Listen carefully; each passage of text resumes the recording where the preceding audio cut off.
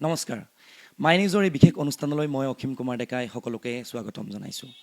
প্ৰত্যেক দিনৰ দৰে আমি আপোনালোকক আজিও এজন বিশেষ ব্যক্তিৰ সৈতে পৰিচয় কৰাই দিবলৈ ওলাইছোঁ।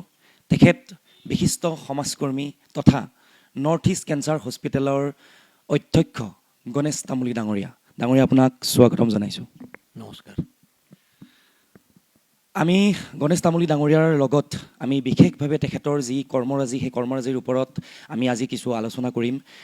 তামুলী ডাঙৰীয়া, আপোনাক পোনপ্ৰথমে সুধিব বিচাৰিছোঁ যে 2008 বৰ্ষত আপুনি নৰ্থ ইষ্ট কেঞ্চাৰ হস্পিটেলখন উদ্ভাৱন কৰিছিলে।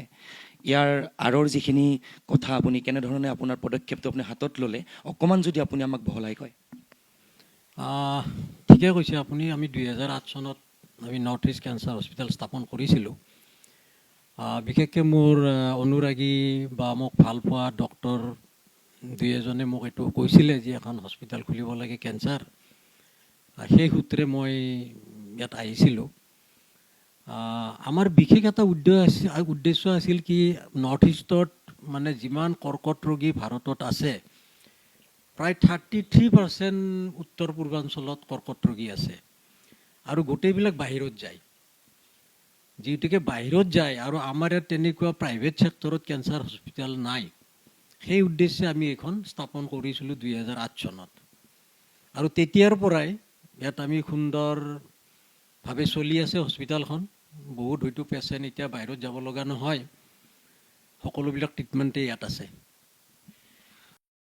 যিহেতু এটা দুৰাৰোগ্য ৰোগ কৰ্কট ৰোগৰ চিকিৎসা ডাঙৰীয়া আমাৰ অসমত গোটেইখিনি পৰ্যাপ্ত পৰিমাণৰ যিখিনি সা সুবিধা লাগে কেঞ্চাৰৰ চিকিৎসাৰ কাৰণে, সেই পৰ্যাপ্ত সুবিধাখিনি আমাৰ অসমত এতিয়াও গঢ় লৈ উঠা নাই নেকি বা নাই নেকি? নাই, চাওক, মানে কেঞ্চাৰৰ চিকিৎসা গোটেই পৃথিৱীত যেতিয়া কেঞ্চাৰটো ডিটেক্ট হয়, চিনাক্তকৰণ হয়, তাৰপিছত গোটেই পৃথিৱীতে ইয়াৰ চিকিৎসা একেই।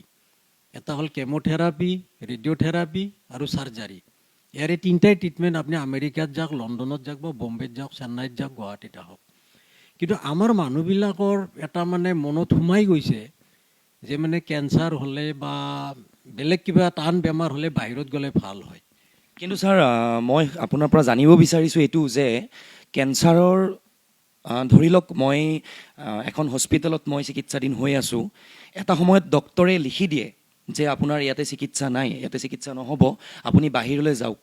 বাহিৰৰ এখন চিকিৎসালয়ৰ নাম কৈ দিয়ে, এখন প্ৰতিষ্ঠিত চিকিৎসালয়ৰ নাম কৈ দিয়ে, য'ত এটা ব্যয়বহুল খৰচ হয়। গতিকে সেই ডক্তৰজনে যে লিখি দিয়ে বাহিৰত ট্ৰিটমেণ্টটো কৰক বুলি বা বাহিৰত চিকিৎসা আপুনি কৰক বুলি, যদি আমাৰ অসমত যিখিনি চিকিৎসা হয় বাহিৰতো সেই একেখিনি চিকিৎসা হয়, তেতিয়াহ'লে সেই ডক্তৰজনে কিহৰ বাবে আচলতে বাহিৰত যোৱাৰ কাৰণে এটা পৰামৰ্শ দিয়ে? চাওক, ডক্তৰ আজিকালি কমিছে। এইটো আগত আছিল। যেতিয়া বি বৰুৱা কেঞ্চাৰ ইনষ্টিটিউট হয়, তেতিয়া ডক্টৰ গাজী আহমেদ ছাৰ তাত ডাইৰেক্টৰ আছিলে। তেখেত এজন বিশেষ কেঞ্চাৰ বিশেষজ্ঞ, হয়তো সকলোৱে জানে তেখেতৰ নাম। তেতিয়া বি বৰুৱা কেঞ্চাৰত অকল কোবাল্ট মেচিনটো আছিল ৰেডিয়া। ইয়াত দুটা মেচিন আছে, এটা লিনিয়াক এক্সেলেটাৰ যিটো আধুনিক এতিয়া ওলাইছে, আৰু তেতিয়া অসমত সেই মেচিনটো আছিল কোবাল্ট। তেতিয়া লিনিয়াক এক্সেলেটাৰ মেচিনটো আমাৰ গুৱাহাটীত অহা নাছিলে অসমত। সেইটোৰ ৰেৰ কাৰণে তেতিয়া মানুহবিলাক বাহিৰত গৈছিলে। কিন্তু আজিকালি আপোনাৰ লিনিয়াক এক্সেলেটৰ মেচিন গুৱাহাটীত বিশেষকৈ বি বৰুৱাত আছে, আমাৰ তাত আছে আৰু প্ৰাইভেট হস্পিটেলত এখনত আছে, হেল্থ চিটি। গতিকে এতিয়া লিনিয়াক এক্সেলেটাৰত ৰেডিয়েশ্যন দিয়াৰ কাৰণে এতিয়া বাহিৰত যাব নালাগে। আৰু মইতো ক'লোৱেই অলপ আগত যে ইয়াত ট্ৰিটমেণ্ট একেটাই, কেম'থেৰাপি, ৰেডিঅ'থেৰাপি আৰু চাৰ্জাৰী। বাহিৰত গৈ কি হয়, ধৰক আজি চেন্নাইত যদি আমাৰ এটা গাঁও এৰিয়াৰ এটা ফেমিলিৰ কেঞ্চাৰ হয়, কৰ্কট হয়, তেওঁলোকে যায়, তাত তেওঁলোকে কিছু হাৰাছমেণ্ট খায়। মানে কেনেকুৱা হাৰাছমেণ্ট, ধৰক লেংগুৱেজ প্ৰব্লেম। আজি চাউথত যিবিলাক হস্পিটেল আছে আপোনালোকে জানে, তাত লেংগুৱেজ এটা প্ৰব্লেম আহে, 1 নম্বৰ। 2 নম্বৰ, মানুহ বেছিকৈ যাব লাগে, কাৰণ এই ট্ৰিটমেণ্টটো খুব লং ট্ৰিটমেণ্ট।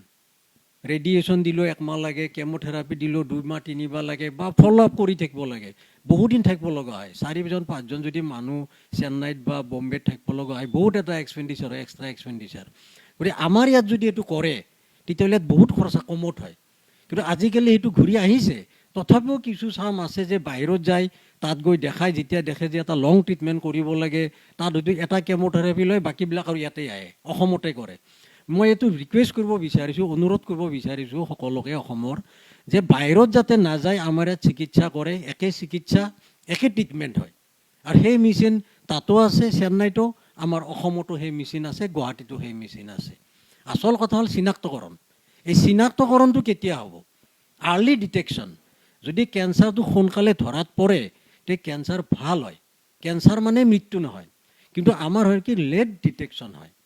আমাৰ চিনাক্তকৰণটো কৰোঁতে দেৰি হয়, আমাৰ পাব্লিক বা আমাৰ ৰাইজ এইটোলৈ সজাগ নহয়, এনেকুৱা এটা সময়ত চিকিৎসা কৰিব আহে যি মানে তেতিয়া এই বস্তুটো ভাল নহয় বা ষ্টেজ 4 পাৰ হৈ যায়, ষ্টেজ 3 পাৰ হৈ যায়, তেতিয়া খুব সমস্যা হৈ যায় ইয়াৰ মানে ভাল কৰাত। কৰ্কট মানে আচলতে মৃত্যু নহয়, ডাঙৰীয়াই এটা খুব সুন্দৰ মন্তব্য আগবঢ়াইছে। এই ক্ষেত্ৰত ডাঙৰীয়া আপোনাৰ পৰা জানিব বিচাৰিছোঁ যে আমাৰ অসমত বিশেষকৈ মহিলা আৰু শিশুৰ ক্ষেত্ৰত কৰ্কট ৰোগৰ সংখ্যাটো আটাইতকৈ বেছি। এই ক্ষেত্ৰত কিহৰ বাবে মহিলাসকলৰ আৰু বা শিশুসকলৰ ক্ষেত্ৰত কৰ্কট ৰোগটো বেছি, অকণমান যদি কৈ দিয়ে। চাওক, কৰ্কট ৰোগ পৃথিৱীৰ চবতে আছে, কিন্তু আমি যদি সমীক্ষাত চাওঁ আমাৰ ইয়াত কৰ্কট ৰোগটো অলপ বেছি। কাৰণ ইয়াত আমাৰ মানুহে তামোল, গুটকা, চাধা, বিড়ি, চিগাৰেট খুব খায়, সেইটো এটা কজ। যদিও চায়েন্সে কৈছে এই কজত কেঞ্চাৰ হ'ব পাৰে, কিন্তু এতিয়ালৈকে সঠিক তাৰ ৰিপ্লাই অহা নাই যে কেঞ্চাৰ কি কাৰণে হয়। গতিকে আমাৰ ইয়াত যিহেতুকে এইবিলাক চাধা, বিড়ি, চিগাৰেট এইবিলাক বেছিকৈ সেৱন কৰে মানুহে, সেইকাৰণে আমাৰ গলৰ কৰ্কটটো আমাৰ ইয়াত বেছি। এতিয়া আপুনি যিটো ক'লে যে ব্ৰেষ্ট কেঞ্চাৰ, মহিলাৰ স্তন কেঞ্চাৰ, এই স্তন কেঞ্চাৰৰ যিটো চিমটম, যিটো সোনকালে ইয়াৰ যিটো চিমটম, এই চিমটমটো মহিলাবিলাকে অৱগত নহয়। যেনেকৈ ধৰক এটা মহিলাৰ যদি স্তন কেঞ্চাৰ হয়, প্ৰথমতে তেওঁৰ হয়তো স্তনটো কিছুদিনৰ পৰা বিষাব, তেওঁ হয়তো নেগলেক্ট কৰে, তেওঁ ডক্টৰৰ তাত নাহে সোনকালে, ব্লাছ কৰে বা নেগলিজেঞ্চ কিবা এটা, তেওঁৰ যদি নিপুলটোৰ পৰা পুজজাতীয় বস্তু ওলায় তেতিয়াহ'লে সেইটো এটা কেঞ্চাৰৰ লক্ষণ হ'ব পাৰে, সেইটো তেওঁ নেগলেক্ট কৰে। যদি তেওঁ টেমুনা হয়, যদি তেওঁৰ স্তনটো লাৰাওঁতে যদি কিবা এটা টেমুনা টানজাতীয় বস্তু পায়, সেইটো তেওঁ সোনকালে নাহে ডক্টৰৰ ওচৰত, সেইটোৰ কাৰণে হয়তো এই বেমাৰটো বাঢ়ি যায়। এতিয়া স্তন কেঞ্চাৰ কিয় হয়? এতিয়া ইউৰোপত স্তন কেঞ্চাৰত তেওঁলোকে কৈছিল যে মহিলাবিলাকে তাত আপোনাৰ চিগাৰেট খুব সেৱন কৰে, আৰু 2 নম্বৰ ব্ৰেষ্ট ফিডিং নকৰে, যেনেকৈ বাচ্চা হ'লে তেওঁলোকে গাখীৰ নোখোৱায়। আমাৰ ইয়াত কি কৈছে, এতিয়া আমাৰ ইয়াত চিগাৰেট খুব কম সেৱন কৰে লেডিজবিলাকে।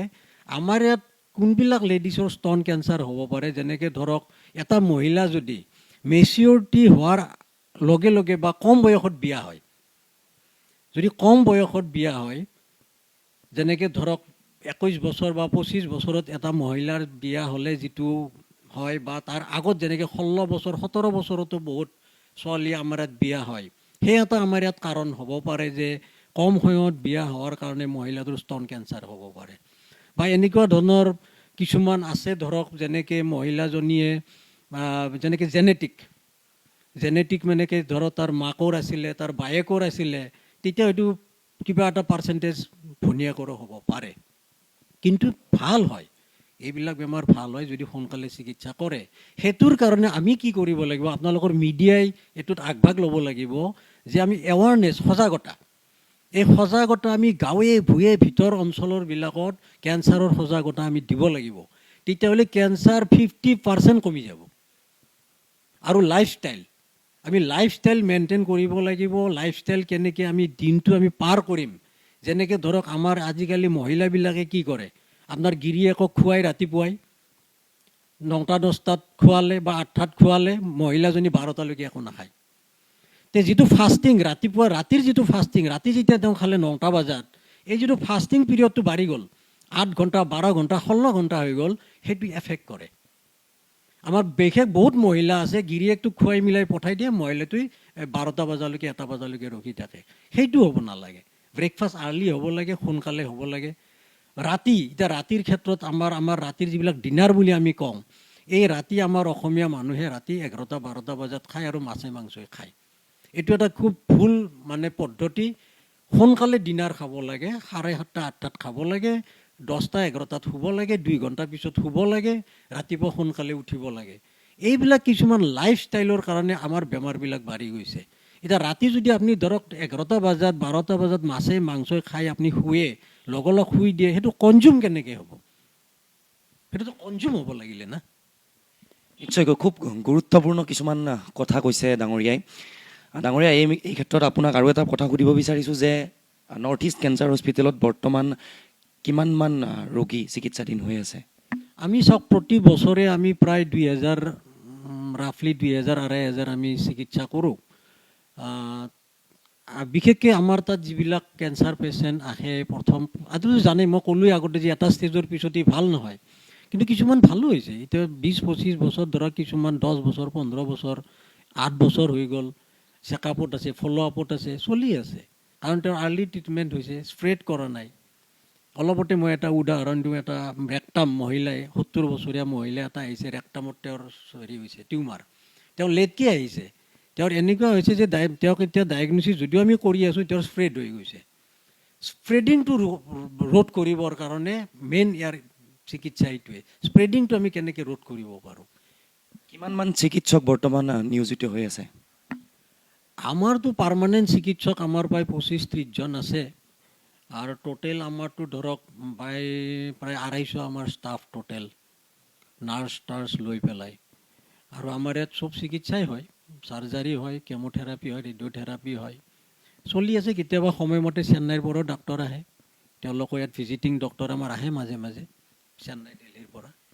আপুনি যিহেতু এজন বিশিষ্ট সমাজকৰ্মী, মই আপোনাক আগতেও পৰিচয় কৰাই দিছোঁৱেই, গতিকে ডাঙৰীয়া আপুনি সমাজকৰ্মী, আপোনাৰ যিটো ধাৰা, আপোনাৰ যিটো যাত্ৰা, আপুনি কেতিয়াৰ পৰা আপুনি সমাজৰ হৈ কাম কৰিব ল'লে? আপুনি বহুকেইটা প্ৰতিষ্ঠানৰ লগত জড়িত, মই যিমান দূৰ জানো আপুনি বহুকেইটা ভালেকেইটা ধৰক NGOৰ লগত জড়িত হৈ আছে, তাৰ যোগেদি আপুনি বিভিন্ন সমাজৰ কাম কৰি আহিছে, আপুনি বহুজনক আৰ্থিকভাৱেও বহুত সহায় কৰিছে, আমি আপোনাক দেখিছোঁ। গতিকে আপোনাৰ এই যিটো যাত্ৰা, সমাজকৰ্মীৰ যিটো যাত্ৰা, এই যাত্ৰাটোৰ বিষয়ে অকণমান কৈ দিয়ে যদি। চাওক, সমাজকৰ্মীটো এটা, মই ক'ম এইটো এটা নিচা। সকলোৱে সমাজকৰ্মী হ'ব নোৱাৰে, এইটো মানে তেওঁৰ ব্লাডত থাকিব লাগিব। ৰাইজৰ মাজত কেনেকৈ থকা যায়, কেনেকৈ ৰাইজক সহায় কৰিব পাৰি। মানে শাস্ত্ৰত এটা কথা কৈছিলে যে দান, চবতকৈ ডাঙৰ দান হ'ল অভয় দান। অভয়, ধৰক মানুহ এটা বিপদত পৰিছে, আপোনাৰ ওচৰত আহিছে, আপুনি ধৰক তাক টকা পইচাৰে হেল্প কৰিব পৰা নাই, কিন্তু তাক আপুনি অভয় দান কৰিব পাৰে, সেইটো চবতকৈ দান। আপুনি তাক যিটো সান্তনা দিলে, যি হ'ব যোৱা তোমাৰ ঠিক হৈ যাব, কথা নাই, ঠিকমতে চলি থকা হৈ যাব, এই যিটো সান্তনা পালে সেইটো চবতকৈ ডাঙৰ দান, এইটোকে অভয় দান। আমাৰ মানুহে কি কৰে, কাৰোবাক হেল্প কৰিব লাগিলে, কিবা কৰিব লাগিলে চিধাই পিছুৱাই যায়, থাকিলেও নোৱাৰোঁ বুলি কয়। গতিকে সমাজৰ মাজত সোমাব লাগিলে প্ৰথম মাইণ্ডটো আপুনি ঠিক কৰি ল'ব লাগিব। আপুনি সকলোকে ভাল পাব লাগিব, সকলোৰে উন্নতি কামনা কৰিব লাগিব, তেতিয়া আপুনি সমাজত যাব পাৰে। এতিয়া ধৰক লকডাউন হৈ গ'ল, আমাৰ মাজত যিটো কৰোণা ভাইৰাছৰ লকডাউন হৈ গ'ল, সেই সময়ত চাগে আপোনালোকে পেপাৰে পত্ৰে পাইছে, আমি বহুত অঞ্চলত আমি ৰেচন আমি ডিষ্ট্ৰিবিউট কৰিছোঁ, বা যিবিলাক কেঞ্চাৰ ৰোগী আছে, আমি বিশেষকৈ নলবাৰীত আমি কেঞ্চাৰ ৰোগীসকলক টকা পইচা দি সহায় কৰিছোঁ, আমি ৰেচন দিছোঁ, বা বিভিন্ন ধৰক আমাৰ সমাজত মন্দিৰ মছজিদ যিবিলাকত আমি জড়িত, বা আমাৰ যিবিলাক বিহু আছে, নলবাৰী বিহু সমিতিৰ মই সভাপতি, আমি শিলপুখুৰী বিহু সমিতি, পূব গুৱাহাটী বিহু সমিতিত আমি জড়িত, শিলপুখুৰী ৰাজহুৱা নামঘৰত জড়িত, এনেকৈ বহুত বিভিন্ন অনুষ্ঠানত জড়িত হৈ আছোঁ আমি। লগতে আপুনি, আমি জনাত এজন খেতিয়ক, ক'ব গ'লে আপুনি প্ৰতিষ্ঠিত এগৰাকী ব্যৱসায়ী, লগতে আপুনি এজন সমাজকৰ্মী, আৰু লগতে আপুনি এজন খেতিয়ক, আপোনাৰ বহুকেইখন ফাৰ্ম আছে। আপুনি কেনেধৰণে খেতিৰ লগত জড়িত হৈছে? আপুনি এই যান্ত্ৰিকতাৰ মহানগৰীখনত থাকিও আপুনি যে চিন্তা কৰিছে খেতিৰ বিষয়ে, আপুনি ব্যৱসায়ী হৈ সমাজৰ লগত জড়িত হৈ আপুনি খেতিত সময় কেনেকৈ দিয়ে? চাওক, খেতি বুলি ক'ব লাগিলে মই ঘূৰি যাব লাগিব বহুত আগলৈ। মোৰ পিতৃ দেৱতা নবীন চন্দ্ৰ তামুলী, তেখেত 1937 চনত মেট্ৰিক পাছ। তেতিয়া অসমত মেট্ৰিক নাছিলে, ঢাকাৰ পৰা মেট্ৰিক পাছ কৰিছিল, তেতিয়া চাকৰিৰ অভাৱ নাছিলে, ব্ৰিটিছ গভৰ্ণমেণ্ট। তেতিয়া তেওঁ চাকৰি নকৰি তেওঁ ব্যৱসায়ত পাতনি মেলিছিল। তেওঁ চাইকেল মাৰি নলবাৰী আমাৰ ভিতৰা গাঁও, তিলানা গাঁও, তাৰ পৰা চাইকেল মাৰি তেওঁ ধমধমাত গৈছিল, চাইকেলত বস্তুবিলাক বান্ধি পেলাই, তাত তেওঁ বিক্ৰী কৰিছিল, আকৌ ৰাতি ঘূৰি আহিছিল, প্ৰায় 20 কিলোমিটাৰ 40 কিলোমিটাৰ আপ ডাউন। তেতিয়াই তেনেকুৱা কৰিছিলোঁ। তেওঁৰ পৰা আমি প্ৰেৰণা পাইছিলোঁ ব্যৱসায়ত। তেওঁ যেতিয়া আমাৰ নাৰিকলৰ ব্যৱসায় আছিল, আমাৰ নাৰিকল ব্যৱসায়ত তেখেতে উন্নতি কৰিছিলে, অসমৰ বাহিৰত নাৰিকল তেওঁ ছাপ্লাই কৰিছিল, প্ৰতিষ্ঠিত হৈছিলে। তেতিয়া তেওঁ আমাক কিছুমান কথা কৈছিলে। মই এইকাৰণে কৈছোঁ এই কথাটো, কাৰণ ব্যৱসায়ত মানুহ আহিব লাগিলে তেওঁ পূৰ্বজন্ম বা তেওঁৰ আগৰ পৰা তেওঁ প্ৰেৰণা পাব লাগিব।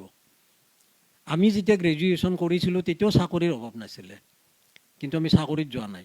তেতিয়া তেওঁ কিছুমান কথা কৈছিল যে তোমালোকে কেতিয়াও চাকৰি নকৰিবা। বিশেষকৈ মোক তেওঁ কৈছিলে যে তুমি চাকৰি নকৰিবা, কাৰণ চাকৰিটো যদি তুমি কৰা তোমাৰ আৰু তোমাৰ পৰিয়ালৰ কাৰণে চিন্তা কৰা হ'ব, কিন্তু তুমি যদি ব্যৱসায় কৰা তোমাৰ লগত 10টা ফেমিলি পোহপাল যাব, আৰু এইটো এটা ধৰ্ম। গতিকে এই কথাটো মই এইকাৰণে কৈছোঁ, কেইজন মাক দেউতাক আছে যে ল'ৰা ছোৱালীক চাকৰি কৰিব এৰি যি ব্যৱসায় কৰিব দিব। মই এইকাৰণে কৈছোঁ নতুন প্ৰজন্মক বা যিবিলাক ব্যৱসায়ী আছে, কাৰণ ব্যৱসায় যদি নাথাকে দেশ কেনেকৈ চলিব? ব্যৱসায় লাগিবই, খেতি আমাক লাগিবই, খেতি নহ'লে দেশ কেনেকৈ চলিব? তেতিয়াই তেখেতে এখন ফাৰ্ম এষ্টাব্লিছ কৰিছিল নলবাৰীত, প্ৰায় 80 বিঘা মাটি। তাত বহুত পুখুৰী আছে, বিভিন্ন গছ আছে, যেনেকৈ ধৰক অগৰ খেতি। অগৰ খেতি লোৱাৰ আছামত নাই। আমি প্ৰায় আজি 2 বছৰ আগত তাত অগৰ প্লেণ্টেশ্যন কৰিছোঁ, প্ৰায় 3000 অগৰ আমি লগাইছোঁ। এইটো মই দেখাব বিচাৰিছোঁ যে আমাৰ ল'ৰা ছোৱালীবিলাকে অগৰ খেতি কৰিও স্বাৱলম্বী হ'ব পাৰে, কাৰণ এডাল গছ 10 বছৰ পিছত প্ৰায় 50,000 টকা পায় অগৰত, যিটো চেন বনায় আমাৰ যিটো আপাৰ আছামত এইটো চলে। গতিকে অগৰ খেতি আমি লগাইছোঁ, অগৰ গছবিলাক এতিয়া ডাঙৰ হৈ আহি আছে। চেগুন লগাইছোঁ, শাল লগাইছোঁ, প্লাছ ফিচাৰী আছে, বহুত খেতি হয়। গতিকে এই ব্যৱসায়ৰ মাজতো প্ৰত্যেক ৰবিবাৰে মই ফাৰ্মত যাম নলবাৰীত। আপুনি বিভিন্ন সময়ত বিভিন্ন বঁটা লাভ কৰিছে। অসম সাহিত্য সভাই আপোনাক প্ৰদান কৰিছে সমাজকৰ্মী বঁটা। আপুনি 2017 বৰ্ষত আব্দুল কালাম বঁটা লাভ কৰিছে।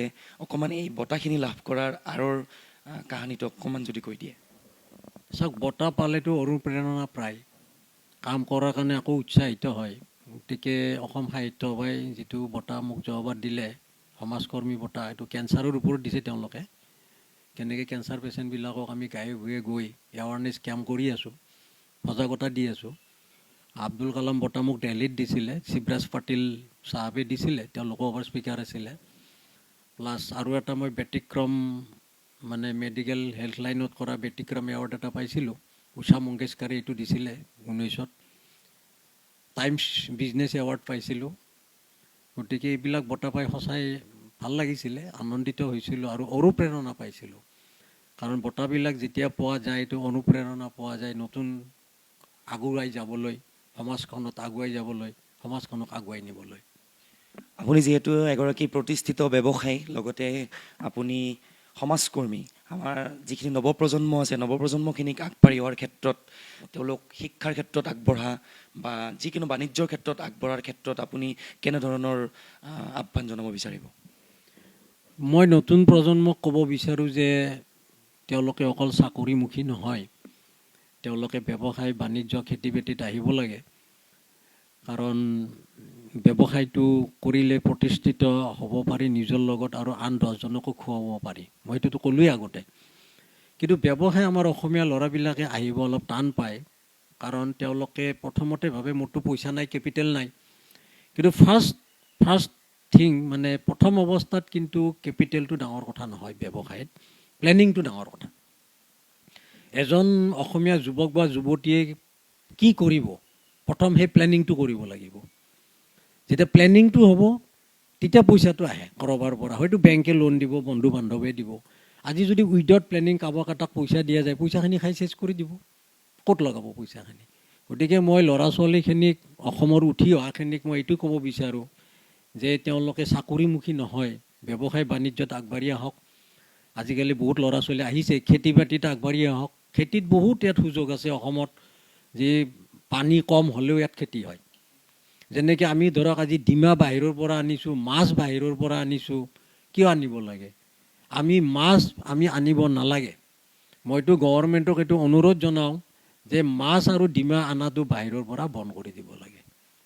কাৰণ এই মাছটো এনেও ফৰ্মেলডিহাইড বুলি এটা কেমিকেল দিয়ে, 1 মাহ পিছত আমি খাওঁ, সেইটো খালে কেঞ্চাৰ হোৱাৰো চান্স থাকে। গতিকে আমাৰ ইয়াত মাছৰ খুব স্ক'প আছে।